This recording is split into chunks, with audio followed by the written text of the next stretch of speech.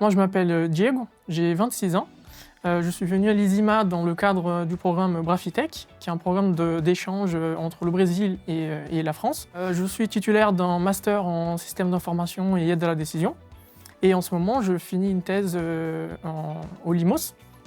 Et je suis aussi ATER, qui veut dire attaché temporaire d'enseignement et de recherche à l'ISIMA, où j'ai l'occasion de donner des cours. Et ça me permet de gagner de l'expérience pour plus tard passer le concours de qualification pour devenir enseignant-chercheur.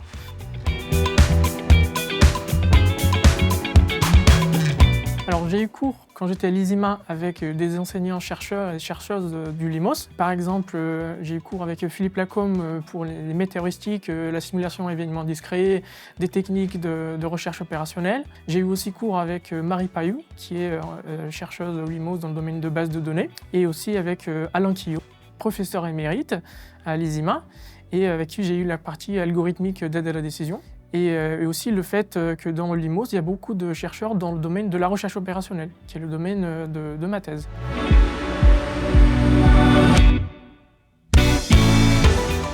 J'ai eu la chance de faire un stage dans le cadre du Brafitech avec un chercheur du Limos, Philippe Lacombe, où j'ai pu découvrir une branche de la recherche opérationnelle que je ne connaissais pas, qui est la programmation par contrainte. Et dans ce cas-là, on appliquait un problème de tournée de véhicule en utilisant les contraintes de la législation européenne portant sur les contraintes du travail du conducteur.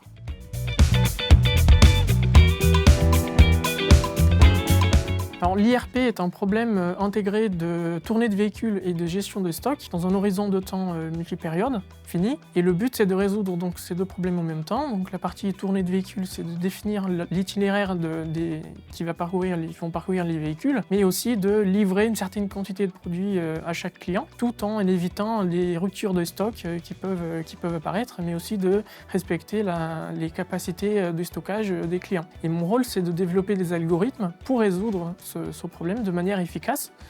Et j'essaie aussi d'incorporer des caractéristiques qui n'existent pas dans la littérature pour rendre le problème plus proche de la réalité.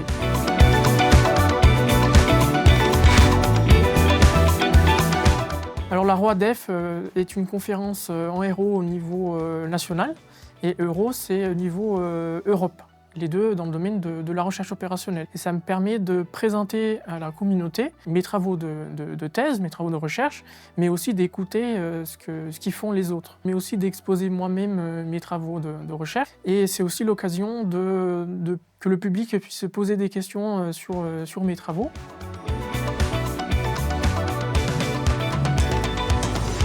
Un exemple, la chercheuse la plus connue dans mon domaine de l'IRP, c'est Archetti. Elle a assisté à une de mes présentations et elle m'a suggéré de tester un jeu de données dans mon algorithme que je ne connaissais pas jusqu'à présent et ça m'a permis d'avoir des pistes de réflexion par la suite.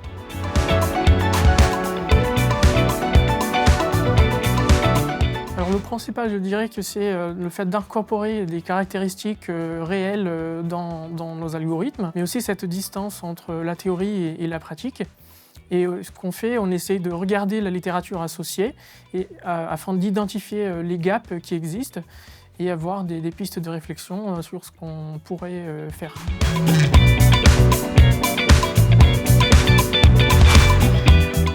Alors les encadrants, ils nous permettent de nous aider à réfléchir sur la problématique qu'on travaille, on réfléchit ensemble, de nous proposer des méthodes à tester, des algorithmes à coder. Et étant donné la proximité de nos bureaux, ça facilite aussi l'échange entre nous. Et aussi, ce qui est un point positif, c'est qu'à l'aide de leur networking, ça nous aide à être en contact avec d'autres chercheurs qui ne sont pas mes encadrants, mais qui travaillent aussi sur une problématique pareille. Et dans mon cas, j'ai une collaboration avec un enseignant-chercheur à l'IMT Nord sur la fouille de données appliquée à l'IRP.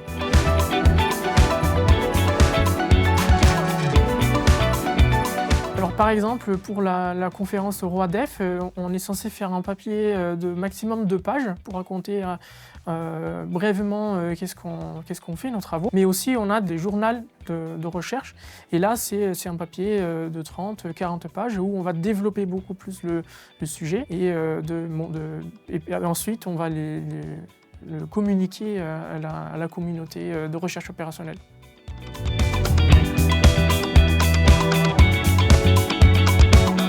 Alors il faut avoir un esprit ouvert et un sens de découverte pour faire de la recherche. Aussi, je dirais, quelques compétences en modélisation mathématique. Et ce qui est assez souvent, c'est qu'on se pose comme question, est-ce que ce qu'on fait représente vraiment un scénario réel? Même dans la vie, on essaie de se poser des questions. Comment je pourrais modéliser un tel scénario à l'aide d'un modèle mathématique, par exemple?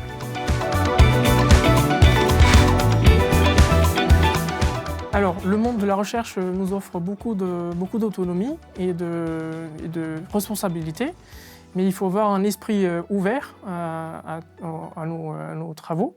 Et à la différence avec une entreprise, c'est que par exemple, on n'a pas un manager qui est à côté de nous et qui nous demande que le travail soit fait dans un temps très précis.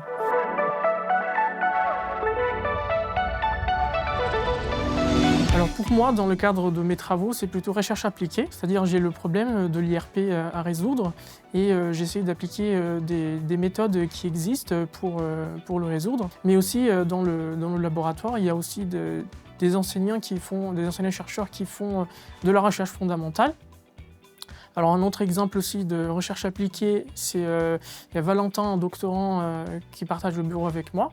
Il essaye d'étudier le comportement des vaches laitières en utilisant des outils statistiques.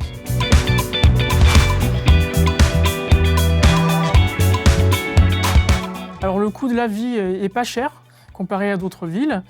Par exemple, le niveau loyer et transport en commun. Aussi, l'avantage, c'est que le campus il est situé proche des grandes enseignes, des clubs de sport, pour le loisir aussi. Et c'est de facile accès au centre-ville, en transport en commun, par exemple, ou même à pied.